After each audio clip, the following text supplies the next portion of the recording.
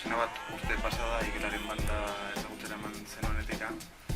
Igelak berdin izaten jarraitzen du horren beste urte igaro eta gero? Hombre, gitzaki bizidun guztia bezala evoluzionatuen da. Aurreko formazioa hori 2000 baino lehenago sortu genuen, beste nita beste bi musikarikin.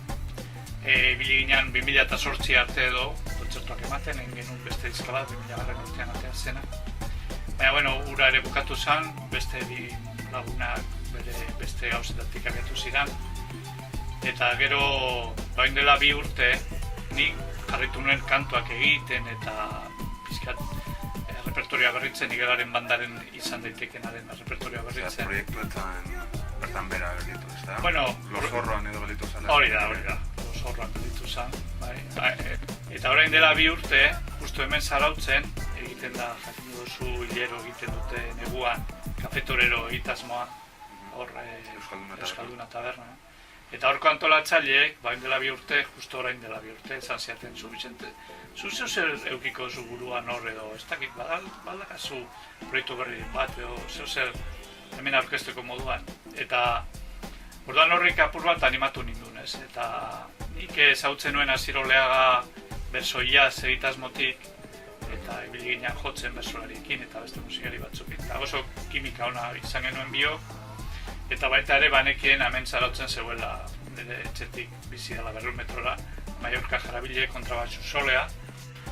Eta orduan, 3 elkartu ginen, eta nik biei proposatu niena izan zan begira. Lehenago maketa pare bat bialdu nien, pizkati Igelaren banda zer zena esplikatu, eta gero esan nien.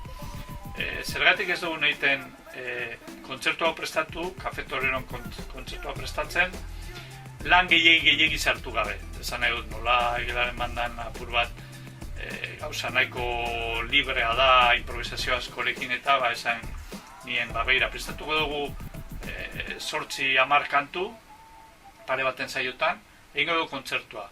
Eta kontzertua ondo atatzen baldin bada eta gustora sentitzen baldin bagara horrela egiten dugu, ez? Eta horraz izan, Igelaren banda berria.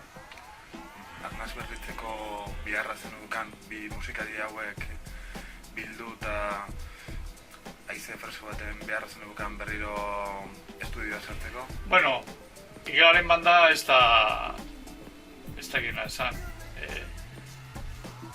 Ez da oso proiektu kakotxartian esan da komerziala, ez kondutan hartuta egiten dugula musika instrumentala eta ez dugu betetzen historia hondirik edo frontea hondirik eta nahiko egitasmo xumea alde hortatik eta nik uste dut bere ritmoa eramaten duela.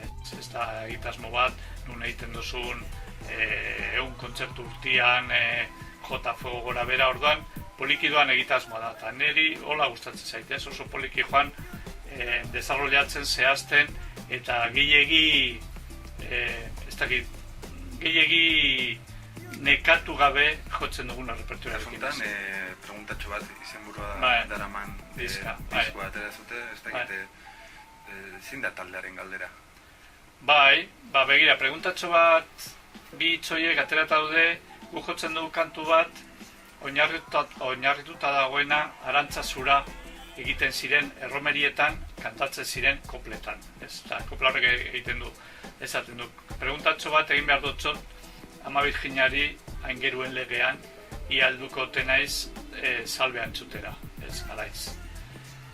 Eta bueno, kantu polita da, kantu horren doinoarekin egiten dugu kantu bat, baina baita ere preguntatxo bat bi hitzoiek ondo eskontzen dira gure musikarekin, ze gu nola gure kantua desarrollatzeko beti improvisazioa erabiltzen dugun edo asko leku handia ematen diogu improvisazioari.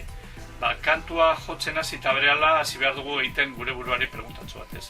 Gaur nondik eramango dudan kantua, ez? Gaur nola sentitzen naiz?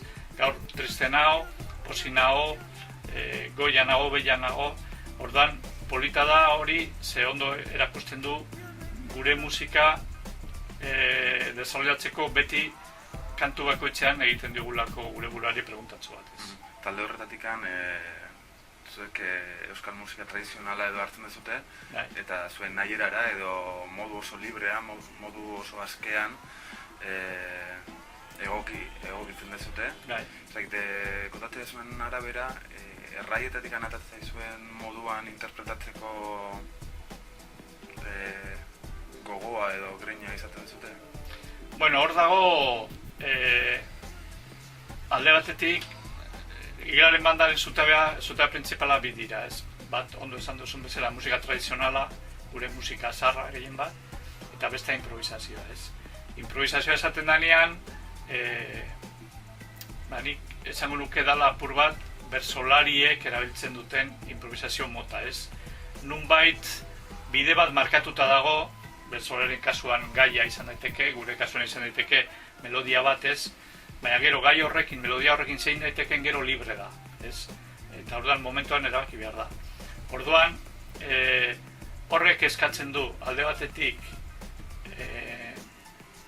disiplina handia, ze nunbait bersolariak oso ondo kontrolatu behar dute lenguaia eta doinuak eta bar historia burutzeko eta guk berdin, ez? Ondo kontrolatu behar dugu doinua eta alde teknikoa, gero, eta nolabait disiplina horrek, kontradiktorioa ematen baldin baduel, disiplina horrek ematen dizu, gero, libertate handia, askatasuna handia, nahi dozuna egiteko, ez? Hemendik edo handik edo bestetik egiteko, ez? Orduan, guri gustatzen zaiguna da apur bat,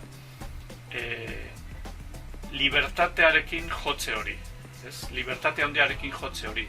Nun, ez dozu aurret, ez dakit, kantu normalak, munduko talde gehienak egiten dituzten kantatu gehienak, markatu daude, ez? Hola azten dira, hola jarritxote eta hola bukatzen dira. Gautute 3-5 minutu, baina hori behin eta berriro errepikatzen da oso variazio gutxirekin, ez? Gure kasuan alderantzizkoa da. Badakigu nun hasi eta normalean badakigu nora heldu, baina tarteko bidea beti libre izaten da, ez?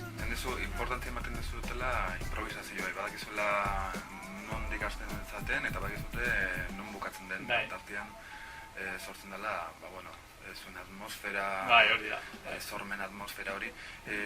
Diskoa entzun da, nahi irudipen hori eman dit, grabazio estudia sartu zinatela eta improvisazioak lekutukotasun handia izan dula. Hori hala izan da edo? Claro, bai, hala da. Diskoa grabatu genuen 3 egunetan, ez? Eta jarginean apur bat, kontzertu bat egingo bagenu bezala, ez? 3 elkarrekin jotzen eta jota fuego, ez?